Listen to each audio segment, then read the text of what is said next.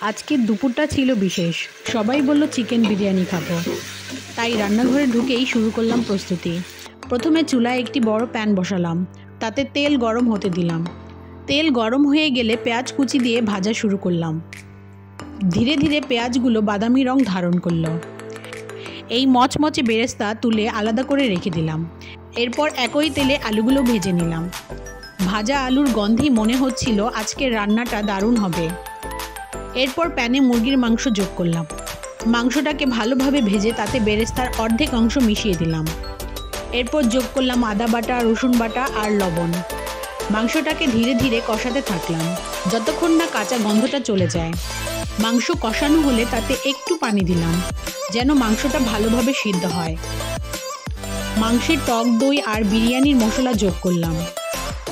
মশলাগুলো একসঙ্গে মিশে এক অপূর্ব ঘ্রাণ ছড়িয়ে দিল। মাংস সিদ্ধ হয়ে গেলে প্রতিটি পিস আলাদা করে তুলে রাখলাম। এরপর সেই গ্রেভির মধ্যে আগে থেকে ধুয়ে রাখা পোলাও চাল ঢেলে দিলাম।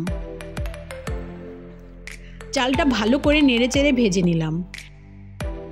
এরপর ভেজে রাখা আলুগুলো চালের মধ্যে মিশিয়ে দিলাম।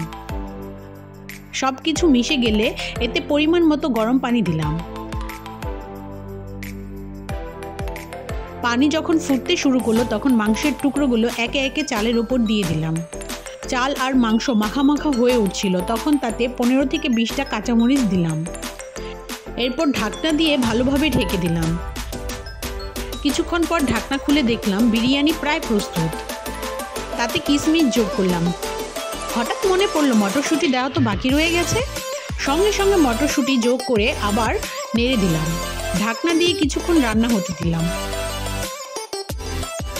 অবশেষে ঢাকনা খুলে দেখি দারুণ সোনালী রঙের মাখা মাখা চিকেন বিরিয়ানি তৈরি।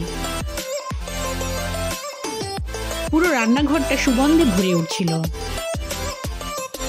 গরম গরম বিরিয়ানি পরিবেশন করলাম টমেটো, পেঁয়াজ, গাজর আর কাঁচামরিচ দিয়ে সাজিয়ে।